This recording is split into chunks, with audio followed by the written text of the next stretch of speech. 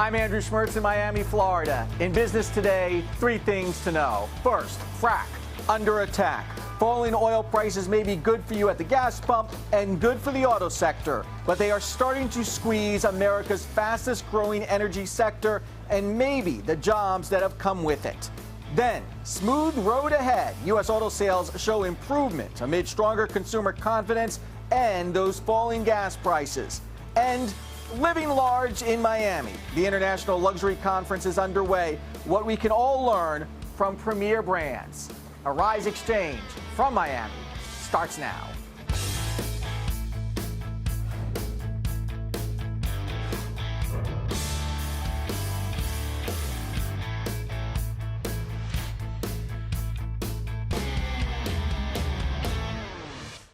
Welcome to Arise Xchange. I'm Gary Anthony Ramsey in New York.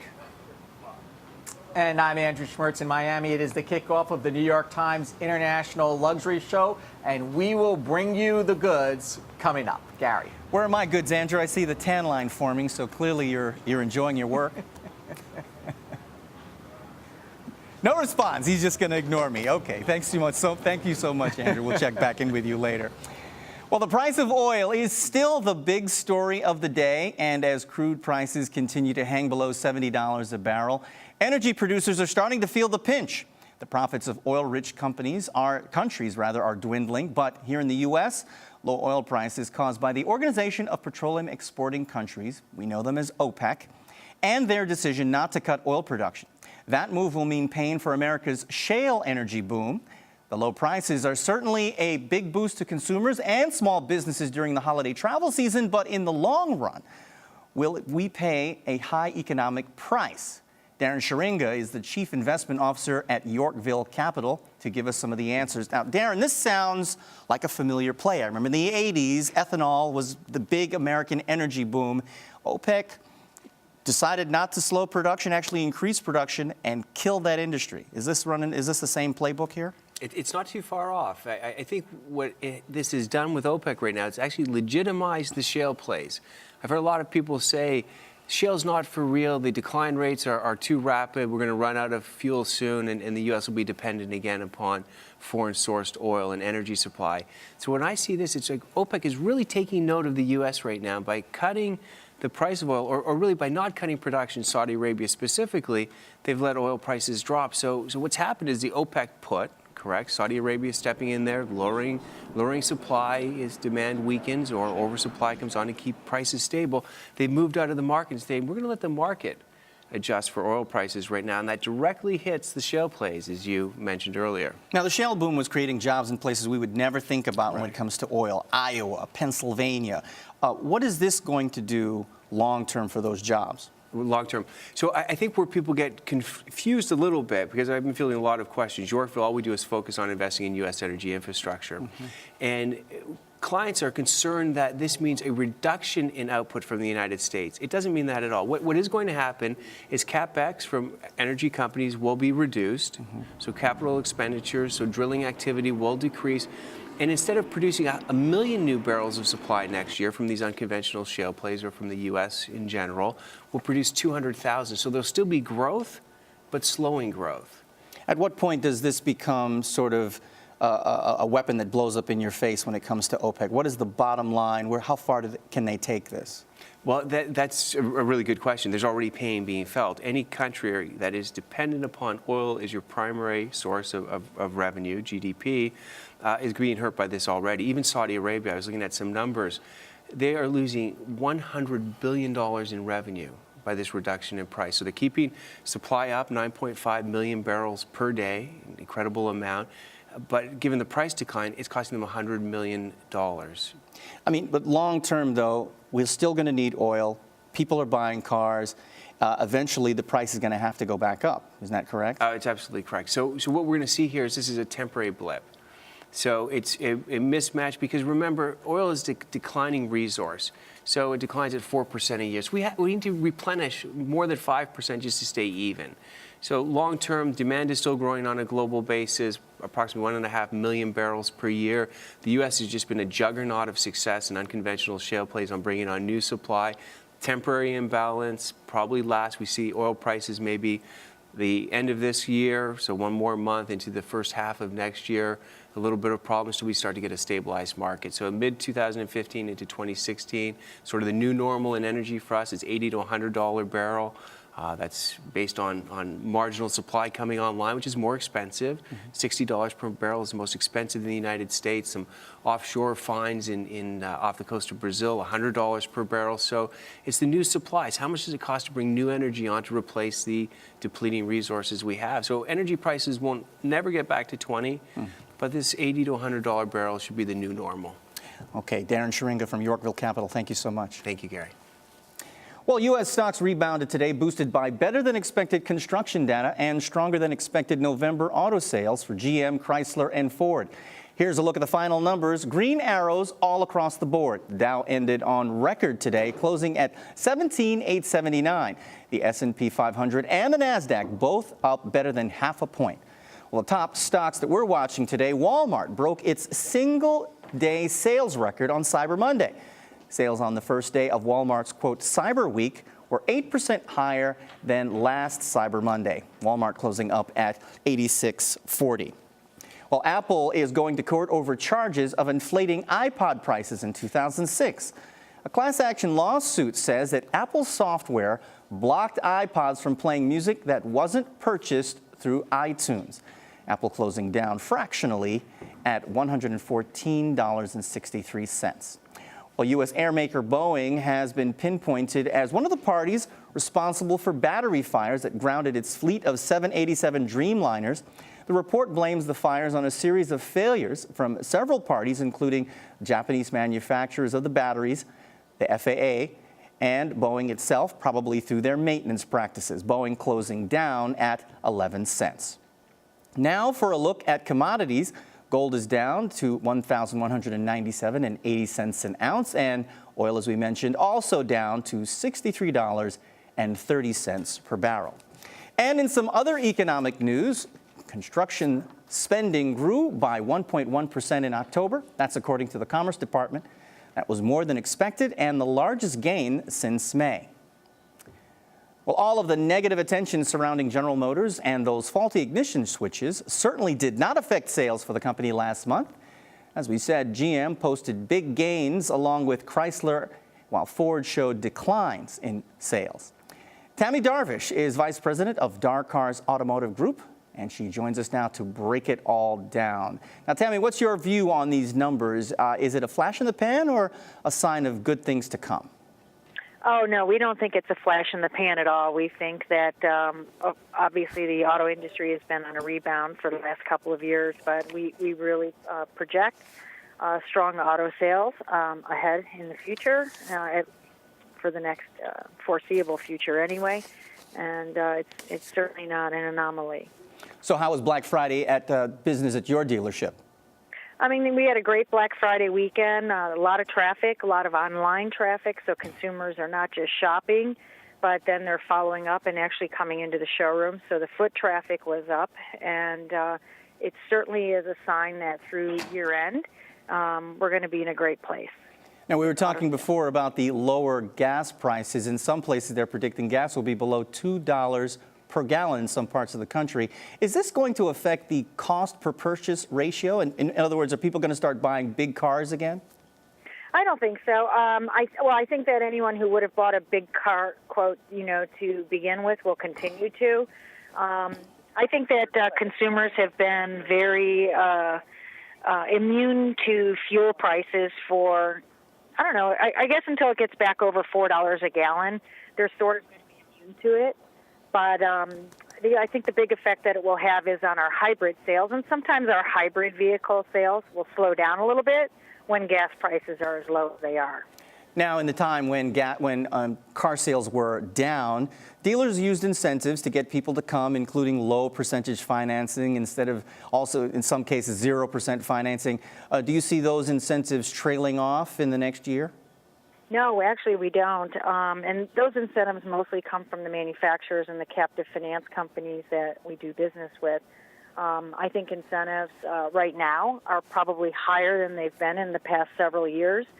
But with regular interest rates as low as they have been, it's a lot easier for a manufacturer to buy a rate down to a subventive rate of a 0% or a 0.9 or 1.9%.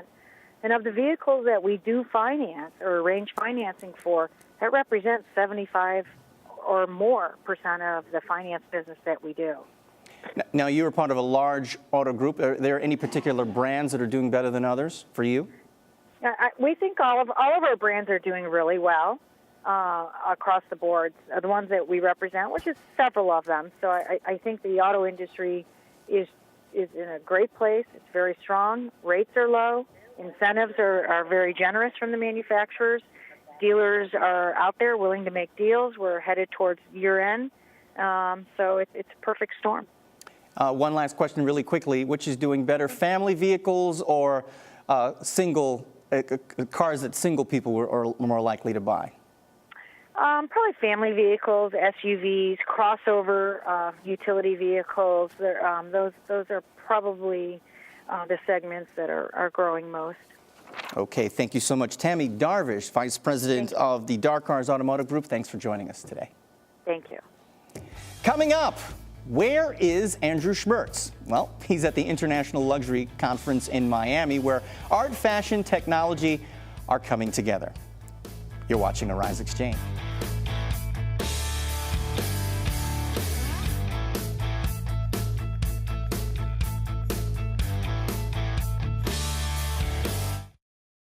Unrest continues in Ferguson, Missouri. Exactly what happened to Michael Brown Jr.'s memorial. The NFL fallout continues. Why does this video change the game? President Barack Obama met with congressional leaders today. He does not need congressional approval to carry out the strikes. The only language understood by killers like this is the language of force. Do I want to have a draft? No, because I don't want to have war. Hello and welcome to Arise America. I'm Debbie Turner-Bell. Global. It's Monday, so it must be time for a new round of sanctions against Russia. Nigeria is open for business, and you are getting a handle on this situation. Compelling. Time for liquid lunch, things that make us want to drink. Could she have been separated at birth from, say, Grimace? All business. Money's coming out of these countries, and that flow is part of what's driving the equity markets. Entertaining money daily. It's about reimagining. Arise Exchange.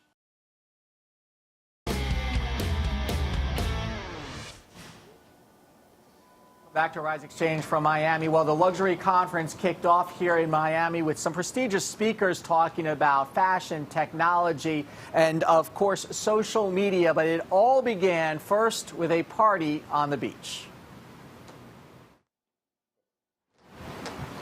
Well, luxury at the high-end Mandarin Oriental Hotel in Brickell Key, Florida, where the who's who of premier brands came to be seen and to do business. Well, I'm here to meet brands, essentially, and to talk to them about their strategies around digital marketing and e-commerce. Here to network. It's Miami, it's warmer than New York, it's all good. The conference features the likes of Gucci, Louis Vuitton, Mercedes-Benz, Maserati, and Neiman Marcus. This is the first time the New York Times has hosted the event in the U.S., a sign of the economic turnaround happening here, while Europe, Latin America, and Asia still lag. I think that it makes sense for them to have it this week with Art Basel. A lot of the fashion community comes down this week. I distribute swimwear from Brazil. It's the segment in fashion that Brazil is most successful in sporting. We still have some competing price on it. Production of fashion in general in Brazil is very expensive. So ready to wear is something really hard to bring to the American market. But swimwear is still something that we still compete. We have an edge on it. It's very desirable. This is, after all, a big networking event, a chance for those who do business with luxury brands to meet the decision makers at those brands. So luxury is growing, but a more mild growth. So it takes more attention to consumer, more attention to store execution to capture growth. China keeps continuing to be a very sweet spot, but is not delivering double-digit growth this year. So growth will come, but it will require more discipline from brands. Since the luxury conference is heavily focused on fashion, president of New York's Fashion Institute of Technology is here as well. I am hoping to get ideas. I'm hoping that I will identify and find people here that would be great resources for our students. And what better place to host a luxury conference than a section of Miami that is redefining luxury? More than 60 new buildings are going up in Brickell, and most of the condos are being sold sight unseen for cash. There's construction all over Miami right now, but in the Brickell downtown areas where you find the most proposed number of construction condominiums coming up, the Brickell area is very residential, which a lot of the residents like that feel of what is the financial district, but with residences. The shift from South Beach to Brickell, there's just more walkability, there's more shops opening. It's a little bit more trendier than South Beach. Johannes Torpe is the creative director of electronics boutique Bang & Olufsen and joins us now. He will be speaking at the conference tomorrow. But first today, some really interesting speakers out there today across the whole spectrum of the industry. What stood out for you? Well, what stood out for me specifically was will.i.am, who was actually joining us from a Skype feed from Manchester. And the interesting thing about him is that, of course, he's a fantastic personality within music and within the industry of fashion and design. And what was his approach to it was just very artistic. And I think in a world where luxury is, ruling the way we work on a global consumer perspective, his way of interacting with the crowd through Skype was just amazing. Yeah, and I want to ask you about technology because obviously you're in the technology field, but from what we kept hearing is that luxury brands for the longest time were a little nervous of technology, especially when it came to the internet and selling products online and social media. How have you seen that change? I think we see it from our perspective changing that, in the luxury business, you don't have many players doing electronics. And our aim to do products within, the luxury business is based on electronics. But our heritage is really to do beautiful design and beautiful sound. And this is what we aim for doing, not, going to make people technology fatigue, because people get tired of glass telephones with too many functions. So it's to domesticate technology and make it, very usable and very livable. Is that a differentiator among luxury brands, really is design? I think so. I think and just from a design person. Of course, from a design person, yes, I think so, because I think everybody is used to getting smartphones and smart televisions and smart, and armrests and all kind of devices. So what you really need is just pure magic, something magical you can live with in everyday use, and this is what we aim to do. What do you hope to walk away from this conference with? Of course, a lot of new friends. That is number one. That's why you go to a conference. But also a little bit more informed about the future of the luxury business. Because I think right now people are getting more involved in understanding that luxury is not a question of product. It's also a question of how you spend your time and how you buy, into something that is truly beautiful and handcrafted. What are you going to speak about tomorrow? I'm going to speak about the luxury consumer of the future and the way that we from Bang & Olufsen see our customers involved with our retail experience and how we would like to put magic into the daily experience of walking into a retail space. And well, that's interesting. How do you convey that? Because that's where you really help stand out, is treating the customer like he deserves to buy a luxury brand. Exactly, but because I think the future, the future consumer and the future store is not really a store you walk into. It's more like a showroom. It's a showroom where you get people to become, loyal to your brand. It's not by having a store on every corner, because in the future people will go online and they will buy the products in that way. What lessons can, let's say, lower-end retailers learn from the luxury segment? Do they have anything to take away from here? Yeah, of course, lots. I think the lower-end segments can actually learn a lot from luxury, learn a lot from the way that the luxury brands interact with their customers and create, a loyal band between the brand and the consumers. And I think this is what, the lower-end brands are actually picking up on doing. But at the same time, they also have the aim to earn money quick. And that's why they might have a different perspective to it. One of the things that I noticed so far is this is obviously a fashion-heavy sort of conference. Very. But there is more and more technology weaving its way into here. For sure. Is that surprising for you, and how do you benefit from it? Let me put it this way, it's the first time that we, Bang & Olufsen, is participating in a conference like this and interacting on the level we do. And the reason why we do this is because, of course, we get invited, but it's because we are going from being electronics.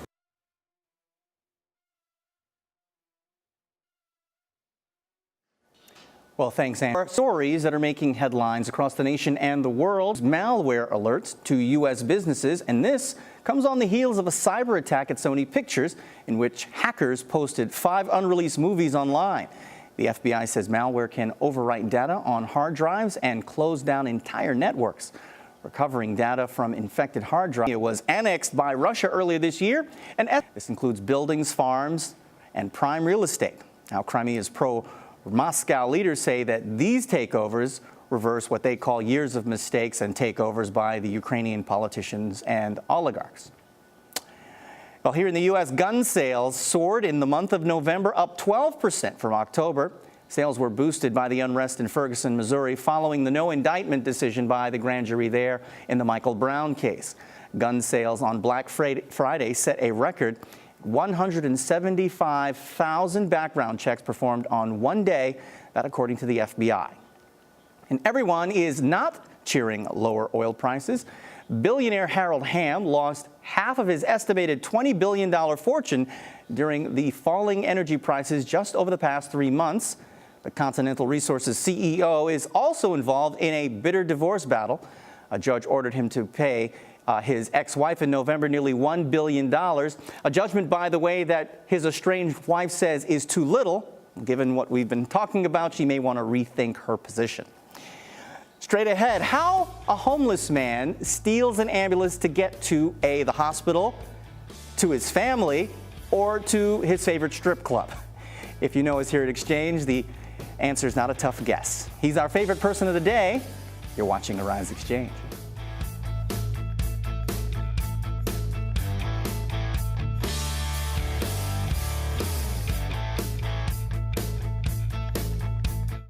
There is a reason Africa is called the new frontier. What was once potential is now an opportunity ready to be seized. Once revered for our resources, today's wealth lies in our people. People who build the cities that shape the future. People who know an idea in one place means business in another. A generation for whom technology means there are no borders, no boundaries.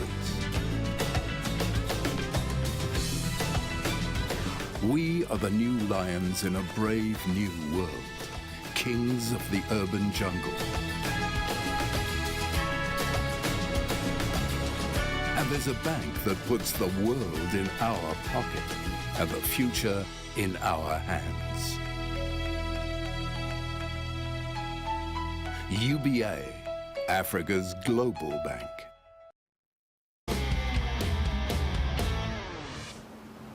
Time for our favorite person of the day, when we choose one person who grabbed our attention, and not for the right reasons. It's a common problem. You don't have a car, but you still need to get to the topless bar.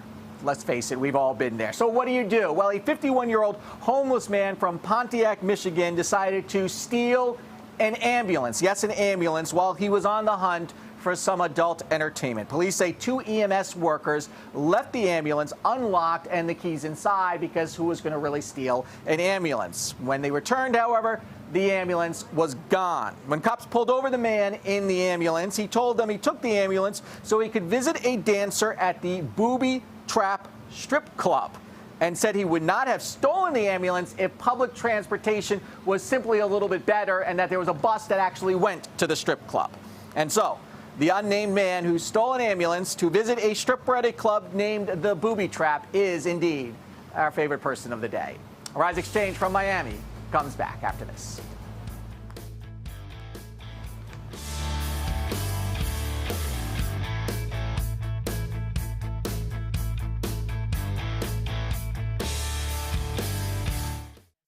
Apple unveiled new products today. Did it meet expectations? Apple stock is up 20%. The White House says it has proper measures to contain the spread of Ebola. This seems to be, in some ways, exploding. What are officials saying? We remain focused on working with our partners on the ground to stop the epidemic. Enhanced measures have been put in place in Africa and the United States. This is hitting home in a very real way, and I think, we need to be concerned. Hello and welcome to Arise America. I'm Debbie Turner-Bell. Informative. The U.S. economy is on the right path, and the wizard of the Fed is leading the way. We started our companies originally to create something that made a positive difference. Compelling. I became very successful, not allowing myself to be average. Our favorite person of the day when we pick one person who grabbed our attention and not for the right reason. Yeah, he sort of lost all business. Investors came back from the long weekend tanned, rested, and ready to buy stocks. Entertaining money daily, Arise Exchange.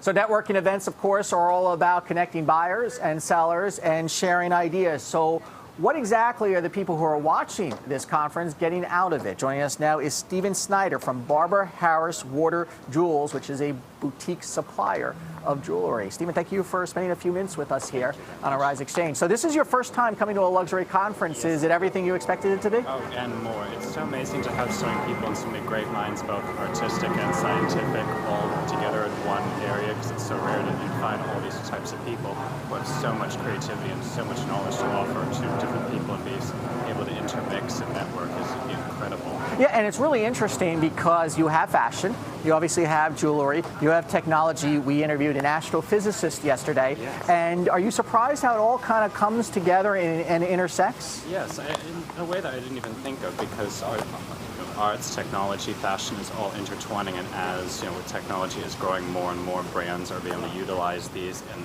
having to employ scientific people to enable their brands to really get themselves out there. So it's incredible to have all these together. Where is the jewelry industry right now growing? Is it on the luxury side, the top end? Oh, definitely. And also it has to do with taste and preferences, because those change every season. I mean, with jewelry, it's a constant, though. People fall in love with jewelry. They get married with jewelry. They pass it on to their grandchildren, and it really is something that stays forever. As for technology, it's something that is rather disposable. As for an 18-karat gold ring with a beautiful stone. Never disposable. Exactly. Let me ask you about technology, though. I imagine, not being in the jewelry business, that people still come into the stores and want to touch it and feel it. So how do you now counter that with an online presence? That's really difficult to incorporate, because you can't touch anything online. You only see an image, and the image can only be so good. You see an image, a description, and price, and that gives you it only gives you so much, versus to come into a boutique that's a very barefoot chic, escapist place, because people enjoy, I think, shopping in a place where there's knowledgeable people who know the product, instead of just clicking on a mouse. It's not very personable. Does that create a challenge, though, for you, as more companies are moving to online platforms, and you still have to have what I imagine are relatively expensive storefronts? You're selling expensive products, you want to be on Madison Avenue and Fifth Avenue. And yes, we try to be in really wealthy areas, because that's really what we are catering towards, as we are for a wealthy demographic. But usually our customers don't like shopping online for this type of product. They want to go in. They usually, a lot of husbands and wives come in. It's a very personable thing, and a lot of what our business is bespoke pieces. People come in and want things customized to their exact specifications, and that's very hard to do online. Because you are based in London. Yes. Let me ask you the difference between the American economy right now and the European economy when it comes to your business. Well, with British customers, because we function in both Kensington, London, and there's a boutique in Nantucket, and there are several stores in North America that carry Barbara's items. The Americans tend to be a little bit more impulsive, where they will come in, see it, want it, swipe the card and take it. The British are much more time-oriented. They will come in 5 or 6 times and really look at things very closely and are much more particular, I'd say. So it's harder to sell to them, and also they're bombarded by so many more brands, and they tend to be more brand loyal, I think. Snider, thank you so much. Thank you. And that wraps it up from Miami, Florida for the luxury conference. We will be back here tomorrow, and we'll be here Thursday as well. And Thursday, by the way, Gary, we are in fact going to come to you from the beach. I have picked out a spot on the beach with the team here. Yes, I sort of knew that. That's why you ignored my tan line comment earlier, but we'll see you tomorrow.